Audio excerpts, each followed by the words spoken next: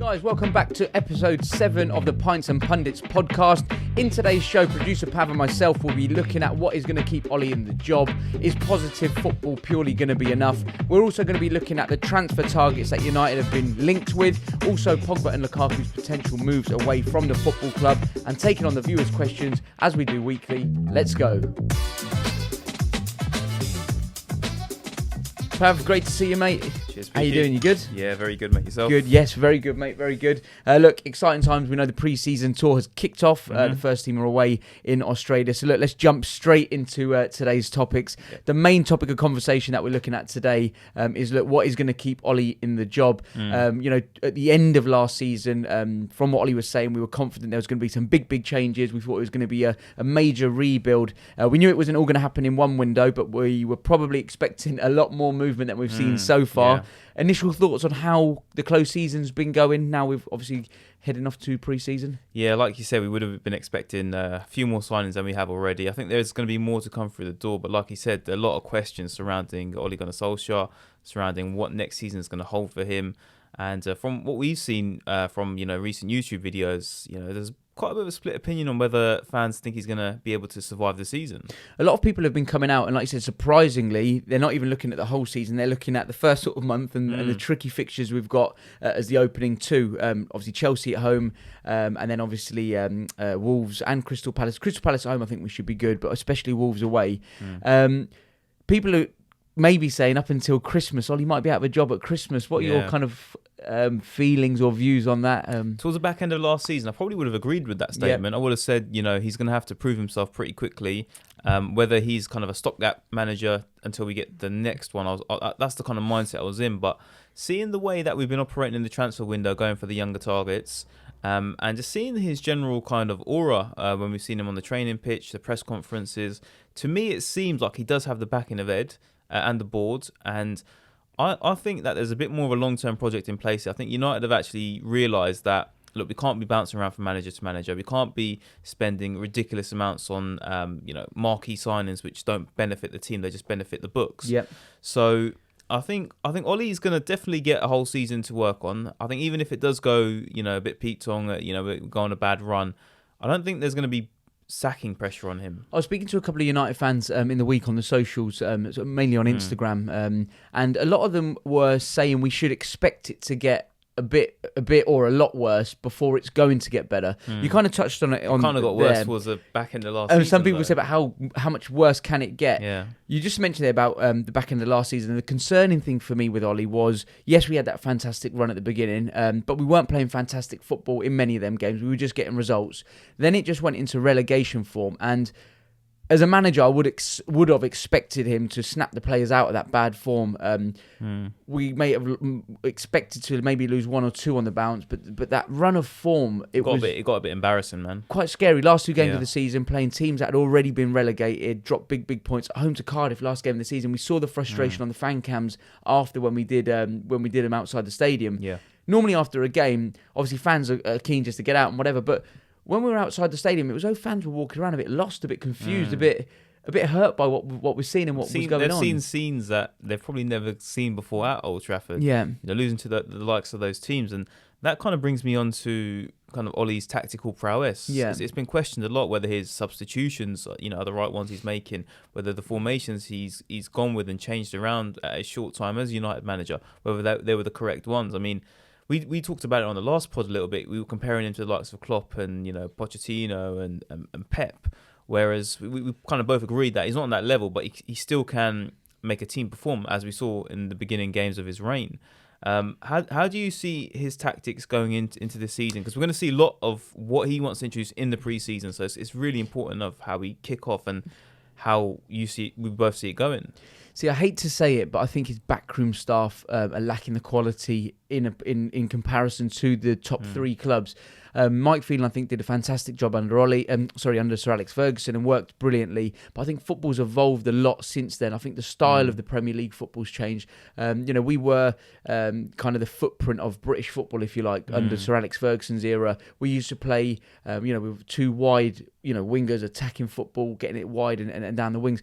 Football's changed a lot since then. We've seen Pep introduce, players playing in unusual kind of territories in the pitch, but like you'll see Kyle Walker and their other fullback will go and join in like the middle of the park, in the middle of midfield, so they're overloading in the middle of the pitch where they're, you know, and then they've got different systems of play, and I don't think Ollie's tactical prowess is going to give him the ability to do that. Way of playing, and that one ideology, whether he can adapt it if we're 2-0 down or... That's it. Yeah. And the interesting thing, when he first came in, he goes, look, he wants to reintroduce that attacking wide football that we've seen, and he was involved with as a player at Manchester United, and it was great for the first 4 or 5 games, or even when we went on that bit of that run. But then we kind of changed it and went back to trying to play sort of everything through the middle, like 3 in the middle of the park. Everything when we got to the attacking third had to go through the middle. And teams like Wolves, I remember the 2 games we played away at them, the FA Cup and the League, they just put 5 at the back and packed out the middle of the pitch, and we didn't know how to break them down. We simply had no whether plan he's B. got that plan B to attack teams with.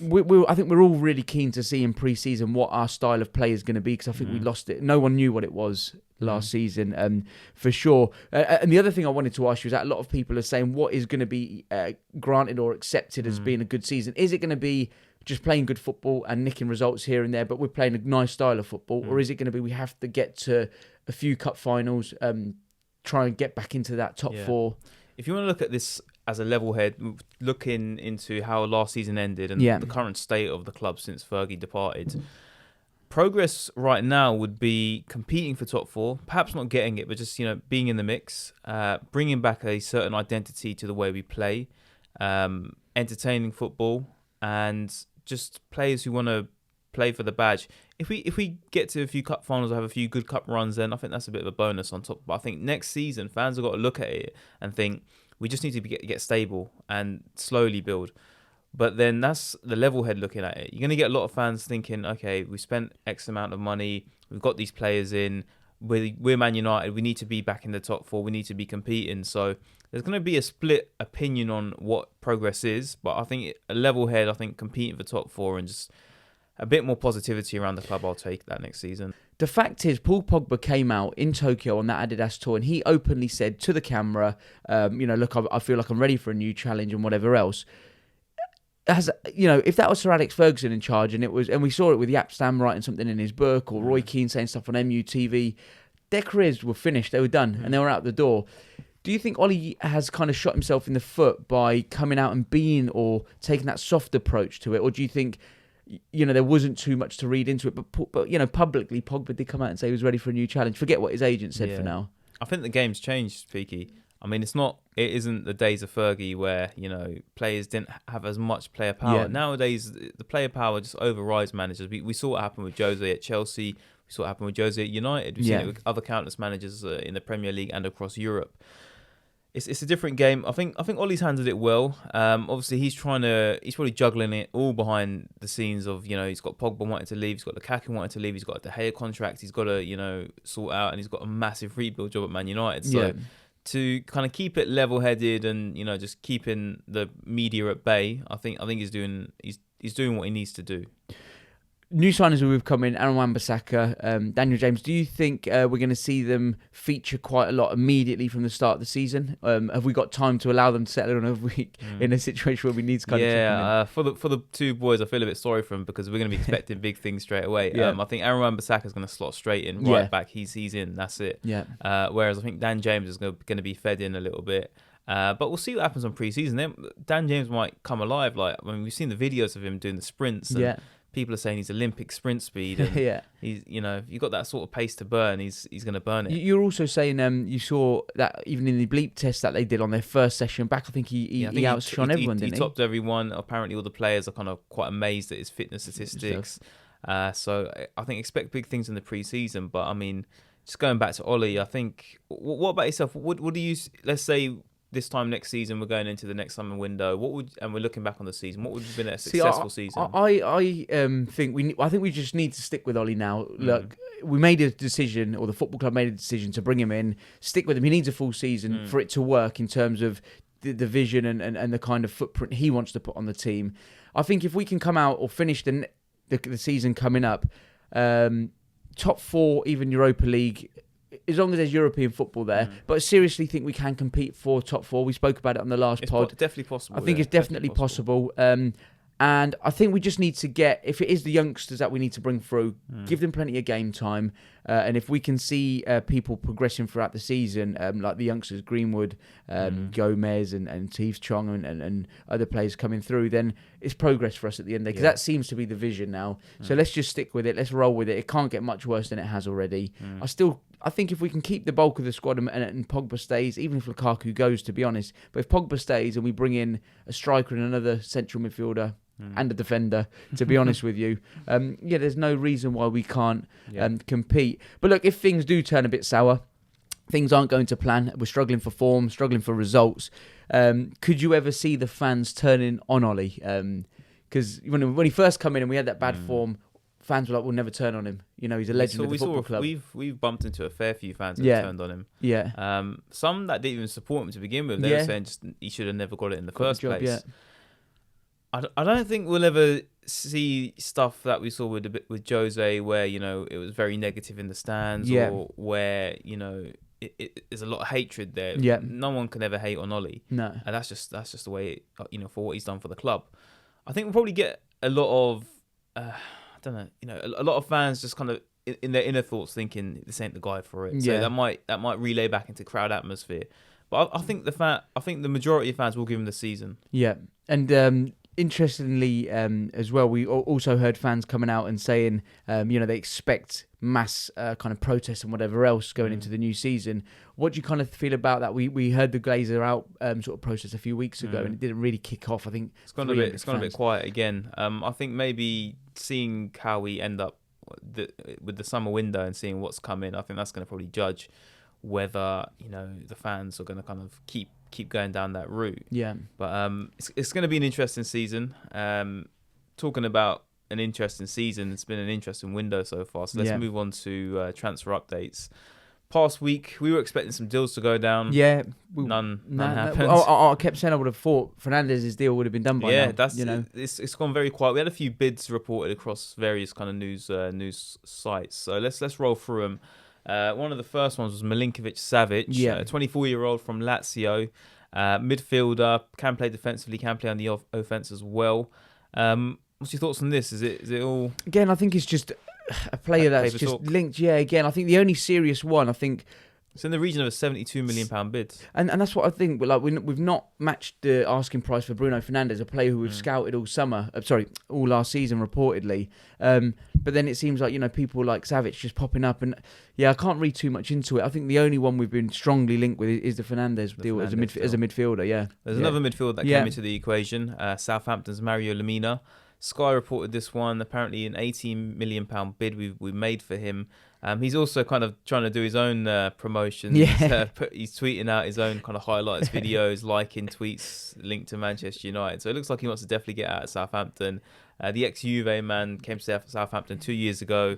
Not the best stats, 52 appearances in total for them, 2 goals, 2 assists. But looking at his kind of passing stats and key passes, leading up to goals, it's kind of on the same kind of par as other midfielders out there. Is he a signing that you'd like to see at Old Trafford? He's one I think we've got to be careful of. I remember his time at Juventus, where he was a bit of a bad egg in the group. He had a bit of an attitude problem, and similar to what we've seen, people could arguably say with Pogba at United during his second spell here.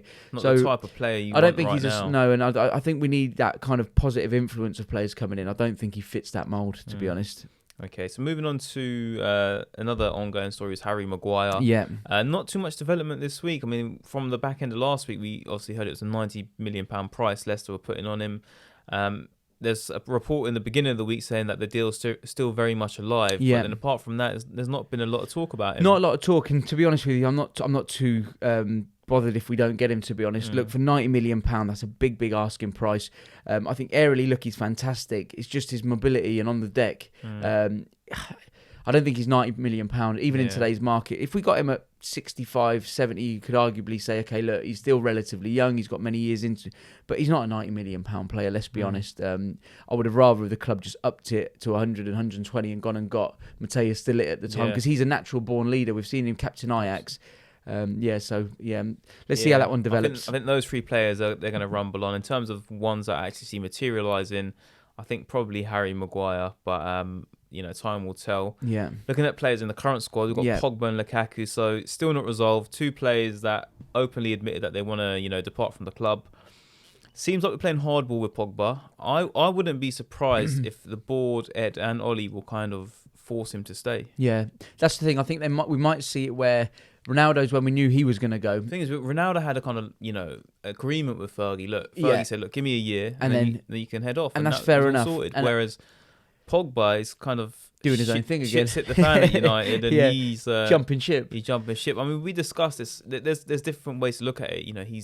He wants to go and win the Champions League and win leagues and be surrounded by great players. He's not going to get that right now. But does he want to be part of building that? See, the thing for me is if I think there's two sides of the story. Paul Pogba's in his shoes is the club haven't probably backed up what they sold him the dream of. He's probably looking around his team while he's playing and thinking it lacks so much quality in key positions, and I get that side of it for a player of his quality. But then as a fan and as a football club, if he's publicly come out and said he's ready for a new challenge or whatever, and I was one who backed him to stay, by the way, but if his heart's not in it, he needs to be moved on. Yeah, definitely. So then on to Lukaku. Yeah.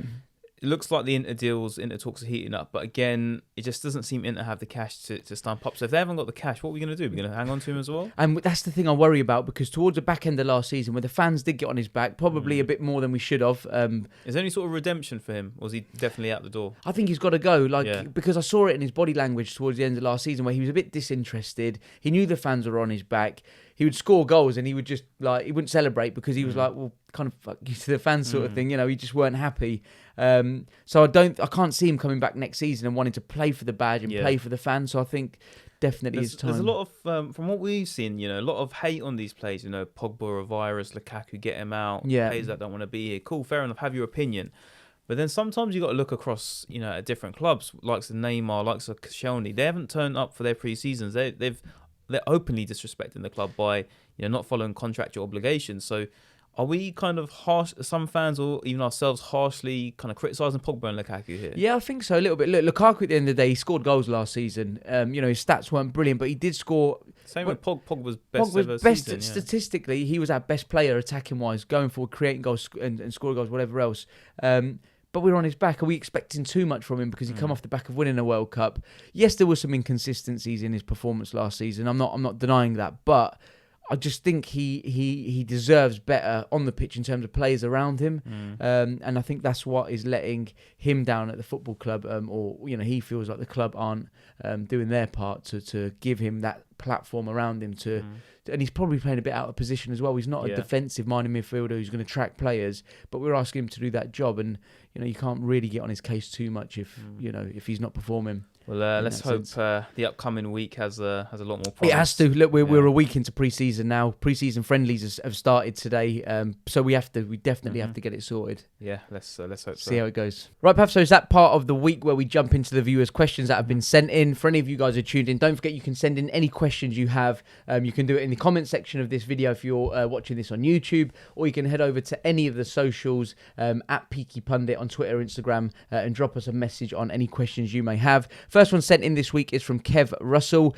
Do you think anyone at the club at the moment, from the staff on the pitch to those off the pitch, can actually be part of a recipe for winning the league again? I think Kev's looking into the future a little bit here in terms of winning the league. But I mean, if we're looking like a few years down the line, and we were to say what players would still be in that squad, you're looking at De Gea, you're looking at Wan-Bissaka, looking at Luke Shaw, Martial, Rashford, Dan James possibly. Yeah. Pogba if he stays. I mean, that's a good bulk of players there, but they're just not playing to their potential. In terms of the backroom staff, I think Mike Phelan's obviously going to have a big part to play.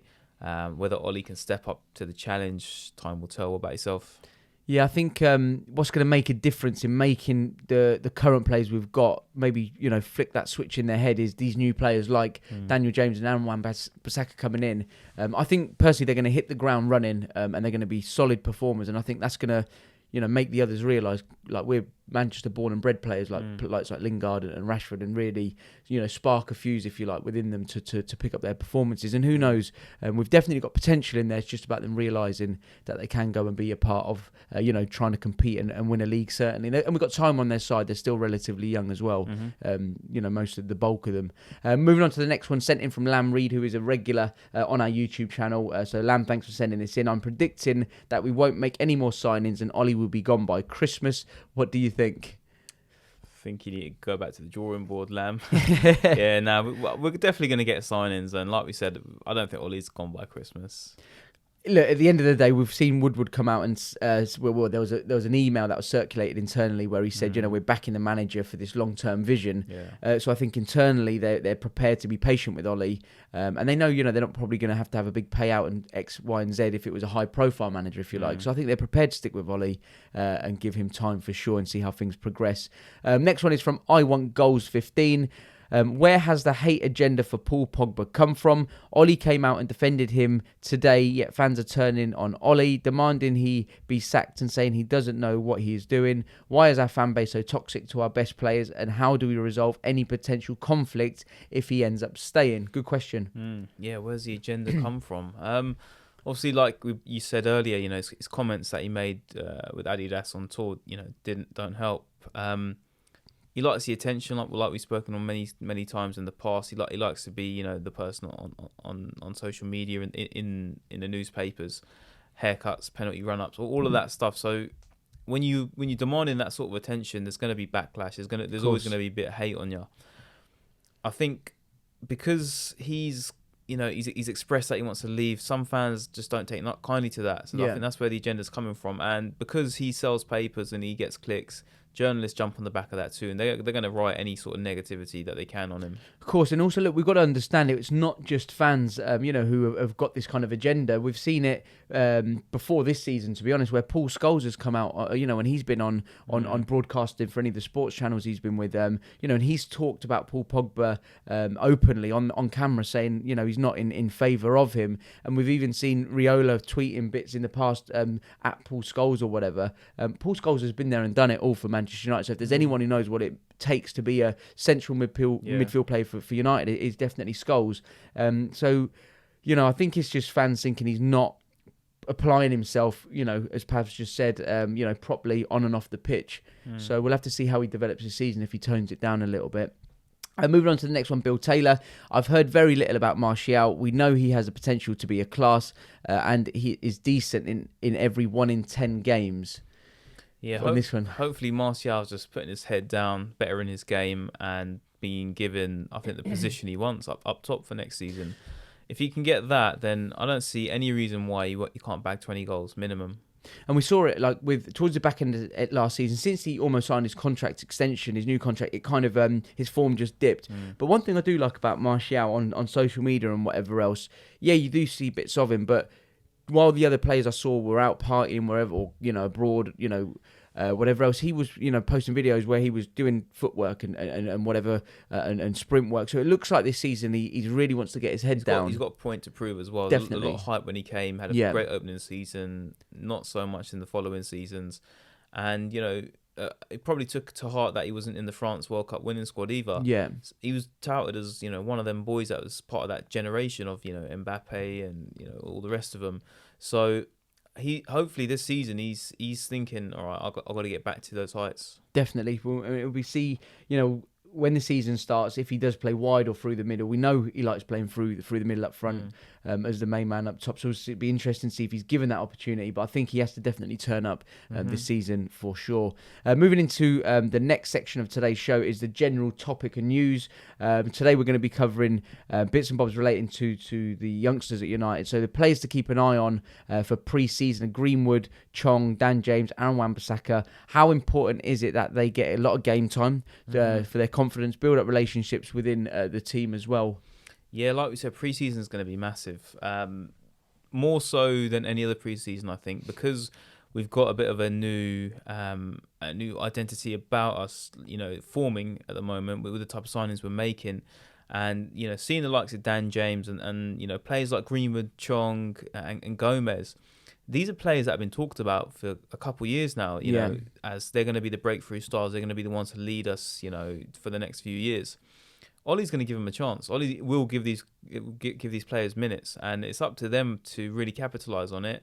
And if they're putting in performances, assists and goals, expect to be on the team sheet against Chelsea first game of the season. Definitely. I think one thing we're going to see with Ole is, like, you know, he's going to be prepared to give these youngsters a chance. He was playing at the club in an era where, you know, it was the known thing where Sir Alex Ferguson, you know, brought so many youngsters through.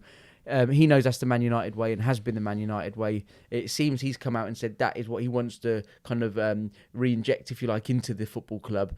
So I think these guys are going to get a chance, definitely. And let's just hope they grab it with both hands when they are given the opportunity, for sure.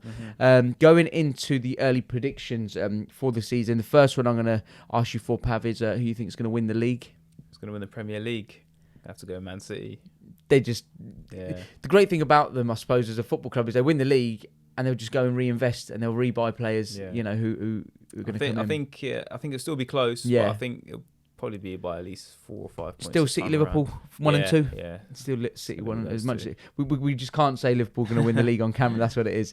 Top 4, what are your predictions? So I think it's going to finish City, Liverpool, Spurs. I'm going to say it. He's going to say it. United. He's confident. To be fair, I'm going to go for that as well. I'm optimistic, you know, going into the new season. Who's going to be the surprise team for you in the Premier League next year? There always seems to be one team every season. I'm going to say Leicester. Some people might say not going to be a surprise team because obviously they won the league, you know, recently in past years, and they're investing as well. But I think they're going to really put it on the top 5, top 6. Yeah, a lot of people have been saying Leicester are the team. Rodgers will do a good job there. Yeah, definitely. I think he's going to get them playing. Top goal scorer in the league? Top goal scorer. I reckon Harry Kane. You think Kane? Yeah, I think City's goals will be distributed throughout the team. Always seem to be, don't they? I think it'll be a similar case with Liverpool where you're getting, you know, Salah and Mane and Firmino all chipping in. Yeah. Whereas Spurs are a bit more reliant on one goal scorer. So I'm probably going to go with Harry. Harry Kane. Go and get the odds down the bookies for that one then, guys. And before we move on to the interactive session, United's finish. Yeah, we reckon fourth. But it's optimistic, but I think with our last 2 months of fixtures, I think it's definitely possible. And I think going to end the season with some good form, I don't think it's going to be wrapped up top 4. It's going to be could be going down to the last couple of games. Yeah. The thing is the season just gone. We were given 2 or 3 opportunities to get that top 4 spot in the last month and a half of the season. We just kept throwing it away and dropping points. So we could have been in the Champions League. Yeah. It might be a good thing that we're not, purely because probably wouldn't have got embarrassed. So yeah, much. Exactly. And we would have got embarrassed as well. And yeah, brilliant. So there you go. There's our early predictions on today's general topics. This part of the show is where I hand over to producer Pav, who comes up with an interactive session. I think it's currently 3 all now. 3 all at the minute.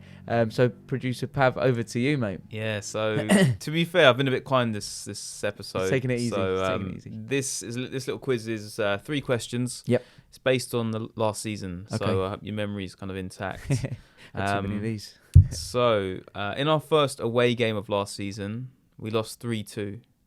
Who was it against? Damn. Quite an easy one, man, because it was quite a bit of a shocker. And now you're just putting even more pressure on me. 3-2. First away game was our second game of the season. So we beat Leicester. Was it West Ham? Olympic Stadium? Is that your final answer? Mate, my memory's awful. Yeah, I'm going to stick with that. It's Brighton. Oh, down. Yeah. Oh, okay, yeah. Remember the second game? Second game in. Why did I... Oh, you got to get this one to keep in it then, mate. Off to a bad start. In which game did Ollie's winning run? In which game in Ollie's winning run end? So obviously you had the run. In which game did it end, and what was the score? Arsenal away at the Emirates after the PSG game, I believe, and we could have actually won that game because we had a lot of chances. 1 or 2-0. Was it 2-0 Arsenal? Weren't even Arsenal. Oh, was it Wolves? Burnley 2-2. Remember? Burnley. Remember they went 2-0 up. Oh, damn it! So we were on 8 goals in a row. Yeah. 8 wins in a row, and then Burnley went 2-0 up. Yeah, and then it was a Pogba penalty. Yeah. And then Lindelof late goal saved us. I just had it in my head because of after the PSG quarter final, I was at the Emirates, and I don't know why. I thought because it was from them we just had the decline. Yeah. Shocking, it's over, mate. Shocking, mate. That's going to be the easiest one as well. And consolation, mate. I'll give you consolation. What was our biggest... I don't want to embarrass myself. Whitewash. What was our biggest defeat of last season? Scoreline and team, please. 4-0 Everton away? Yeah, 4-0. There's God, a few 3-0s in there. There's Spurs 3-0, Barca. There might have been another 3-0. But the Everton was game the biggest one. And that was the one, obviously, when Gary Neville had his very truthful rant, didn't he, on Sky Sports. But guys, listen, that is episode 7 of Pints and Pundits. We hope you've enjoyed the latest episode. If you haven't already and you're watching this on YouTube, give our channel a subscribe. Also, give this video a big thumbs up if you enjoy our content. If you're listening to this on a podcast platform, also give us a review and subscribe as well. We'll be back next week where we'll hopefully have a bit more transfer news for you guys. Don't forget also our daily videos that we do as well. So be sure to check them out. And we'll be bringing you loads of new content as we build up to the start of the new season. But thanks a lot for tuning in. Thanks for checking out the latest video. Don't forget to click here for more of our great content and give us a subscribe.